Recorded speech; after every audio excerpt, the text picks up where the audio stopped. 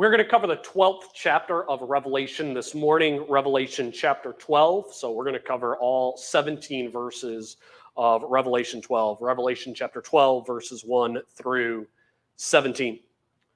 Welcome to the most symbolic chapter in the book of Revelation. While many scholars throughout church history want to treat pretty much all of the book of Revelation symbolically, so in the manner that we will do in chapter 12, we're taking this one symbolically because John tells us to. He's going to be explicit that this is a symbolic chapter. The woman is said to be a sign. The dragon is a sign. So what we're looking at in chapter 12, in contrast to a lot of other parts of this book, is these are two symbols meant to tell us a story. And it's the same story as Revelation chapter 11 that we saw previously, but told from a different perspective. Revelation 11 covered the story of the second half of the tribulation from the perspective of the two witnesses and their ministry, which covered the last 3.5 years of the tribulation, concluding with the return of Jesus Christ. Now we're going to look at the heavenly perspective, the angelic perspective, the unseen realm view of the second half of the tribulation period. So this chapter is all about angels, demons, or to use the Old Testament term that covered both of those camps, this is the conflict of the sons of God at the end of the world. So same time period as what we saw previously in the two witnesses, but now we're focused on the angelic realm. So what are the angels and demons doing during these final 3.5 years before the return of Jesus Christ? Well, basically, they're doing what they've always been doing for thousands of years, and that is fighting against each other over the chosen people of God, Israel, in through whom the Messiah will come. So let's begin with Revelation chapter 12, and we'll look at verses 1 and 2, which is the vision of the woman. A great sign appeared in heaven. A woman clothed with the sun and the moon under her feet, and on her head a crown of 12 stars. And she was with child, and she cried out, being in labor and in pain to give birth. So we're given a sign here, not just any sign, but a great sign of a woman. Now, several things should clue us into the fact that this is not just a singular woman, but is pointing to something greater than any one woman. We first see this in her appearance. She has the attire of the sun. She has the moon at her feet. She has the crown of 12 stars on her head. Now, any student of Old Testament history should be able to tell you who this is and not be too difficult to determine. This woman is the entire nation of Israel. In Joseph's dream of the stars of heaven, the sun and the moon, we see there a picture of ancient Israel as well. And even the idea of the woman being in labor pain, that can also point back to Isaiah 26, 17 and 18, where Israel is seen as a pregnant woman about to give birth. And to be frank, the imagery to me is so clear and obvious that it is Israel. It's kind of mind-boggling that the Roman Catholic Church views this woman as Mary. In fact, I read a book a few years ago on the Roman Catholic view on Mary. There are various teachings about how she's the Queen of Heaven and so forth. And it's shocking how much of the Roman Catholic views on Mary are based upon this passage in Revelation chapter 12, showing you that when you're dealing with imagery, it's very easy to force the picture to mean whatever you need it to mean to support your doctrine. But in my view, it takes a willful blindness to see this as Mary, or even as some in the church do who view this as the church today. This woman is Israel, and she is in labor pain, but we're going to see the significance of that labor pain in just a moment, as first we need to look at Israel's adversary in verses 3 and 4. Revelation 12:3 and 4 read, "Then another sign appeared in heaven. And behold, a great red dragon, having 7 heads and 10 horns, and on his head were 7 diadems. And his tail swept away a third of the stars of heaven and threw them to the earth. And the dragon stood before the woman who was about to give birth, so that when she gave birth, he might devour her child."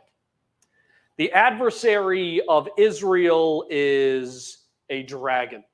So remember again, this is a sign, so it's not a literal dragon. And if there's any question as to the identity of this dragon, it'll all be cleared up explicitly later on in this chapter when we are specifically told that this dragon is the serpent, who is the devil, who is Satan. Now, Satan is said to have 7 heads, 10 horns, and 7 diadems. Now, I don't take this as a picture of Satan having control over a certain number of nations or rulers, because I believe this is picturing the nature of Satan. This is what Satan is like in comparison to the nation of Israel. And what we see with the horns and the diadems and the heads is that Satan is someone of power. He is someone of knowledge. He is someone of authority. Satan is not someone or some being that we as man should trifle with. Jesus matched wits with Satan and overcame him in the wilderness. We could only hope to stand before the devil in the power of the Holy Spirit. We are really nothing in comparison to him. And I believe the combination of this ferocious, ruling, powerful dragon is meant to picture lowly Israel stands no chance against this foe.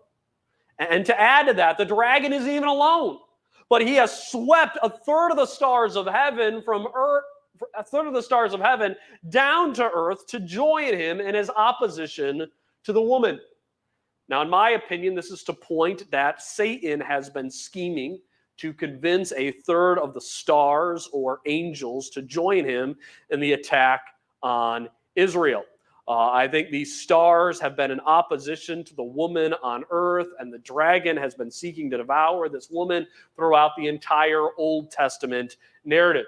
I think you could say that this is what took place when Pharaoh was trying to drown the Israelite boys in the Nile River, when Assyria had surrounded Jerusalem and Hezekiah, when Haman tried to kill the Jews in the days of Esther. Satan and his demons have been working tirelessly, generation after generation, to oppose Israel ever since God called Israel to the promised land. And the culmination of all of that opposition came when Christ was to be born on earth. So in my opinion, the work of the dragon, casting his demonic forces down to earth, fallen sons of God, was something that took place throughout all of Old Testament history. An argument could even be made that this stretches all the way back to the events that took place before Noah's flood, although since the woman wouldn't have been there before Noah's flood because there was no Israel left yet, you might say that this doesn't apply to that time period, but I think you could stretch it to that time period. But the key is, the dragon was ready to devour the child as soon as that woman gave birth. The woman being Israel, the child being Jesus Christ. Everything was ideally set up at the birth of Christ for Satan to crush Jesus through the cruelty of Herod, the religious pride of the priests, and the callous power of Rome. In Galatians chapter 4, verse 4, we read that Jesus came in the fullness of time. And while it was the ideal time for God to send his Messiah, I'm sure Satan was probably saying, oh, this is the ideal time for me to devour the Son of God. But instead of devouring the child, we read this in Revelation 12:5. And she gave birth to a son, a male child, who is to rule over all the nations with a rod of iron. And her child was caught up to God and to his throne. Jesus came forth from Israel, As Jesus said to the woman at the well, salvation is of the Jews. He came from Israel. There's an emphasis here placed on Jesus' gender. Jesus is a male. My guess is that's probably a tie back to Adam, who was the first male, and Jesus coming as the second Adam, the second male. And when Jesus comes, he is born to rule, it says. But I wish our English translator stuck with the word that John used, as John actually used the word to shepherd. He came to shepherd. The Holman Christian Standard Bible is the only one who uses that term, which aligns with the ministry and the teaching of Jesus, as well as several Old Testament prophecies. Jesus came as the good shepherd, but he was going to shepherd with a rod of iron. This is looking to a combination of his authority and also his compassion, his grace and his care for the flock, and also his power to rule. Yet this shepherd who is to rule in strength and authority, grace and compassion, he doesn't rule. He doesn't take his place. Instead, he is caught up to God and his throne in heaven, where Jesus currently sits at the right hand of the Father in glory. So when everything was aligned for the dragon to devour the woman and her child, the dragon failed. Now, what kind of encouragement do you think that would have had to a minority, persecuted church during the strength of the Roman Empire? This is a lesson from Israel's history and the story of the life of Christ, that even when it appears that Satan has the entire deck stacked in his favor, he has lined everything up to devour the church, and things look like darkness and despair around us. Even in that darkness, the light of Christ can shine, and the darkness can never overcome the light of the Savior. So these little 5 verses of history remind us of how God personally protected Israel against the supernatural attacks of the devil, so the child, Emmanuel, could be born, could live, and then could ascend to his throne in glory. And then starting in verse 6, we move back to the time period of the 2 witnesses. And we see that clearly as we read. Then the woman fled into the wilderness, where she had been prepared, where she had a place prepared by God, so that there she would be nourished for 1,260 days. So this verse to me is one of those great examples as to why we need to read the Bible as whole books of the Bible together, and not just in little sections or bite-sized pieces. Because if you read Revelation 12 in isolation, or even just a little part of this chapter, you might be confused as to what's going on here, when this is going on. But if you started at the beginning of the letter of the revelation of Jesus Christ and made it all the way to this point, I don't think it should be all that confusing. Because we've already seen this time period of 1,260 days, which is also 3.5 years. We just finished reading about the 3.5 years and what occurred during the 3.5 year period. The ministry of the 2 witnesses. What was the culmination of the ministry of the 2 witnesses? None other than the return of Jesus Christ. So this is placing us back in that time period and telling us what's going to happen in the angelic world and their opposition of Israel during those years.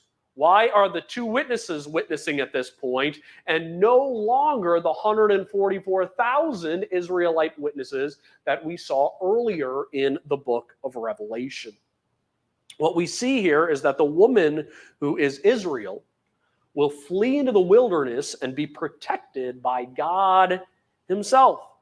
This reminds us of Elijah, who fled into the wilderness during a famine, was fed by ravens, and then by the miraculous supply of food for the widow who cared for him. Now, if we're putting Israel in the context of this book of the Bible, the revelation of Jesus Christ, who is Israel as emphasized in this book? Israel is the 144,000. They will come up again in chapter 14. So what I believe we are seeing is that during the first half of the tribulation, This 144,000 will serve as evangelists around the globe, leading an untold number of Gentiles and probably other Jews to faith in Jesus Christ. But in the midpoint of the tribulation, they will be taken out of that role of evangelists. The two witnesses in Jerusalem will step into that role of evangelists during these 3.5 years, and the 144,000 will be nourished in the wilderness. But this chapter has a twin focus, remember. It's on the woman, Israel, and the dragon. So what is the dragon doing while the 144,000 flees into the wilderness? That's what we see in verses 7 to 9. And there was a war in heaven. Michael and his angels waging war with the dragon. The dragon and his angels waged war. And they were not strong enough. And there was no place for them in heaven. And the great dragon was thrown down, the serpent of old, who was called the devil and Satan, who deceives the whole world. He was thrown down to the earth, and his angels were thrown down with him. Now, some take this passage as referring to the fall of Satan, which occurred at an unknown time before the fall of Adam. I do not. I believe the context is telling us that what takes place in these verses will happen at about the midpoint of the tribulation period. And at that time, in the middle of the tribulation, there will be a war in heaven of Michael and his angels against the devil and his angels. And I think this is the clearest passage in the Bible where we see that angelic beings, both those who are angels and those who are demons, they come from this one larger category who are called the sons of God. So God is the one who created all of the demons. But when he created them, they were good. And since God directly created them, that is why the Old Testament calls them sons of God. But a certain number of the angels rebelled. They followed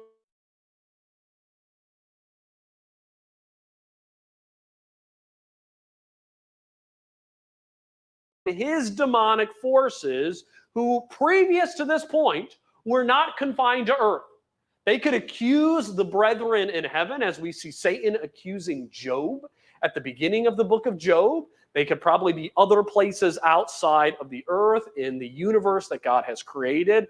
But now, at this point, they are confined to the earth for approximately 3 years.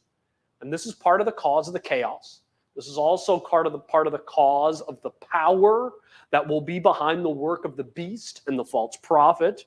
And verses 10 through 12 talk about the rejoicing that will take place in heaven when the dragon is cast down.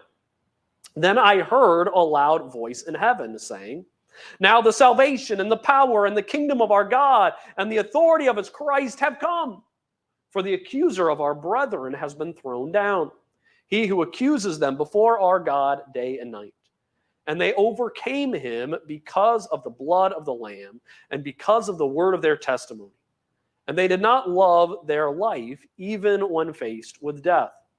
For this reason, rejoice, O heavens, and you who dwell in them. Woe to the earth and the sea, because the devil has come down to you, having great wrath, knowing that he has only a short time." There's a lot to love about the praise of these short verses. One thing that I love is that it reminds us of the primary work of Satan during this time period. Because I think when we think about Satan's primary work, it highlights the greater work of Jesus Christ. And that is, Satan here is described as the one who accuses our brothers and sisters in Christ day after day before the throne of God. Satan's work is to accuse those who have been redeemed as being awful, terrible, no good people who should never be part of the church. But Jesus, day by day, stands for us and pleads for us on account of his righteousness. And so we can stand in victory, not because we have lives that stand up against the accusations of the devil, but because of the greater victory won at the cross of Jesus Christ. And how did this great victory, this great overcoming happen against the accusation of Satan? Was Satan overcome as a result of the superior muscle power of Michael and his angels in heaven? No, we read that the victory of the dragon occurred not because of that momentary battle between Michael and Satan, but our victory was won at the cross. Our victory came as a result of the blood of the Lamb. So that means today when Satan accuses you before God, or Satan accuses you in your own mind, and he says, oh, that's one sin too many. Or why would the Lord of heaven and earth care for someone like you? However the devil may accuse you, all of those accusations are taken care of because they've been covered by the blood of the Lamb.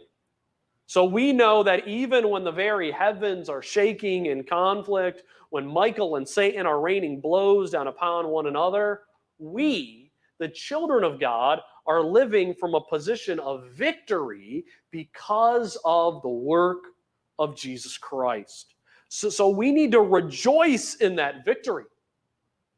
But for those who are on earth, during those 3.5 years when Satan is confined here, woe to them.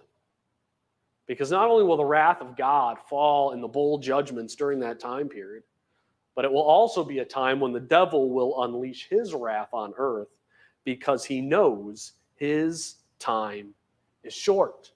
In some way, you could think that during this time period, the devil is like an alligator who has been caught by an alligator trapper, a game warden, somebody who's come in to trap one of those nuisance alligators that make it into their backyard.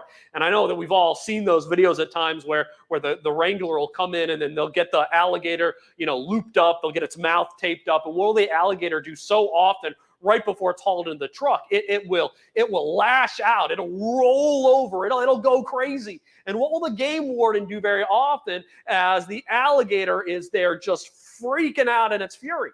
It'll just stand there and watch. Like, yeah, I see it. And, thankfully the alligator's wearing itself out and doing all that work. So it'll be all the easier to carry it in once it's done. Satan, when he's sent to earth during this time period, he will flail. He will lash out.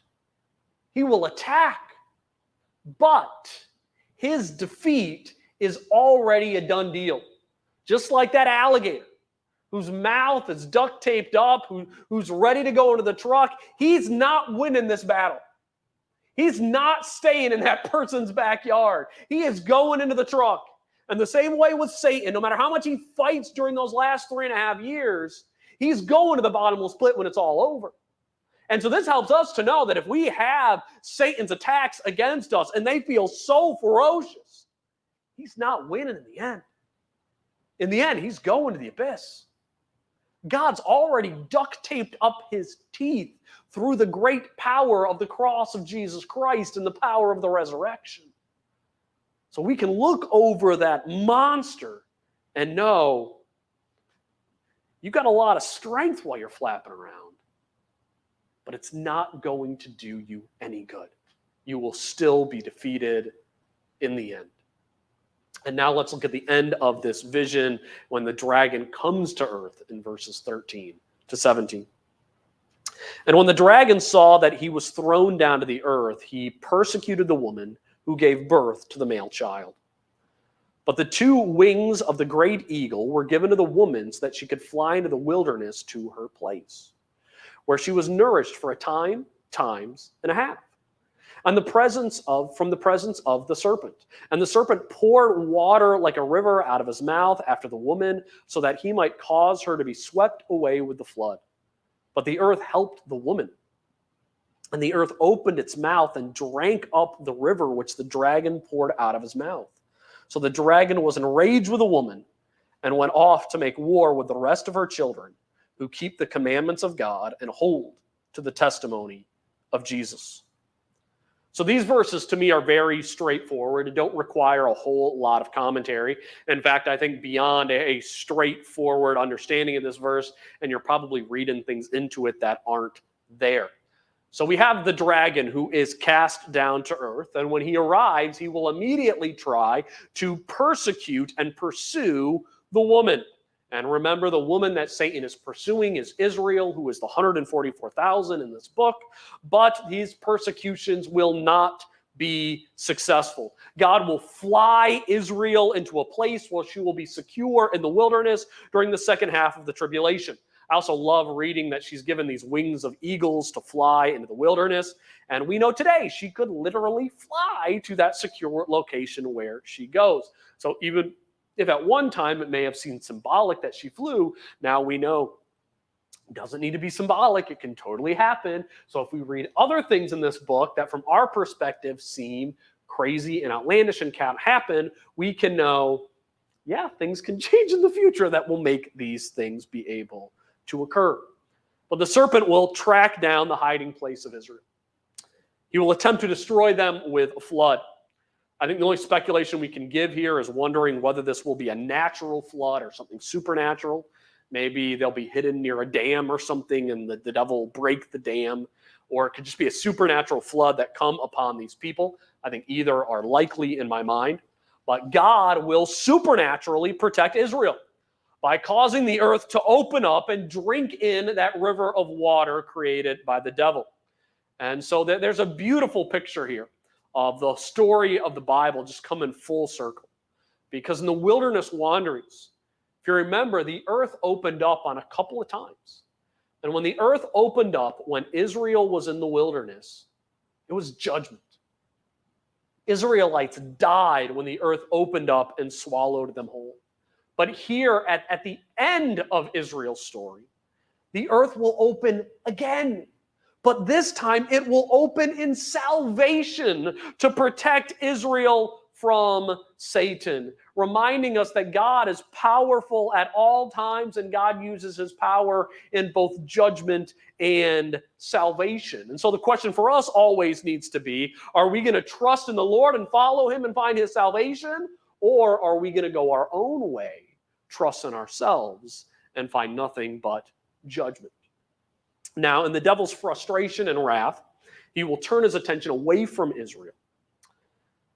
And let's read that verse again. And the dragon went off to make war with the rest of the children who keep the commandments of God and hold the testimony of Jesus. So the dragon will make war with a group who is titled the children of Israel. The children of the 144,000. They are those who keep the commands of God and hold to the testimony of Jesus. And I think that this group can be only one collection of individuals. And this is the believers in Jesus Christ who came to faith as a result of the witness of the 144,000. I think it's hard for us to appreciate just how many people this could possibly be who believe in Jesus as Messiah during the tribulation period. If Jesus tarries and waits to come much longer, the world's population is just going to grow and grow, continue to balloon to the point where you could have billions, with a B, billions saved during the tribulation period. You could theoretically have more people saved during the tribulation period than really all of the entire Old Testament period, those thousands of years it covered, hundreds of years it covered, well, about 1,500 years that it covered. You could have more people saved in this 7-year period in the tribulation than all of those years put together. There could be a great host in this individual.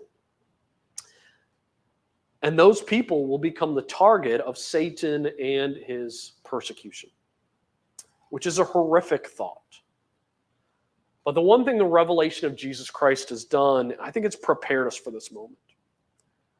It's prepared us by showing us numerous visions of heaven, so that we will know that no matter how much the dragon, Satan, persecutes those believers in Jesus Christ, those who keep his commands, those who hold fast to his name, no matter how much he persecutes them, the dragon cannot win. Why can he not win? Because what will happen when those believers in Jesus die in persecution? They will go to be with glory on account of the blood of the Lamb. Even if the dragon, and I don't believe he will, but even if he killed every single believer on earth and stands over their bodies in triumph, They will ultimately triumph over him in glory. Now, how is this applicable for the church today and the church throughout all the ages in Revelation chapter 12? I think this chapter is immensely applicable. What a wonderful image for us to always remember that greater is the one who is in us than he who is in the world. Even when Satan is trapped on earth and he's at his most ferocious and dangerous, we still have the victory in Jesus Christ. Persecution, suffering, poverty, rejection of the world around us, what can they do to the children of God? Yeah, they can bring momentary suffering. They can bring a time period about that is agonizingly difficult. But in the end, we will be saved. Every single one of us. And in fact, the more we are assaulted by the devil, the closer we become to Jesus Christ. So we know that while we face the opposition of Satan in all of its various forms, from the temptations to sin to the persecutions from the world, none of it can separate us from Jesus Christ. The dragon will never win the battle. Even when all the odds are stacked in his favor, the battle has already been decided by the work of Jesus Christ. He will overcome, he will be victorious, and we will overcome with him. And how will we overcome with him? Through faith in Christ. And this is a message that we need, and this is a message that every Christian over every age needs as well. And it should be no surprise to us that during this final time period of 3.5 years, there is a special message in this prophecy that's for those Christians. They'll be able to glean more from this chapter than we ever will when they're living it. And we should be thankful that God has brought a specific prophecy for those people during that time.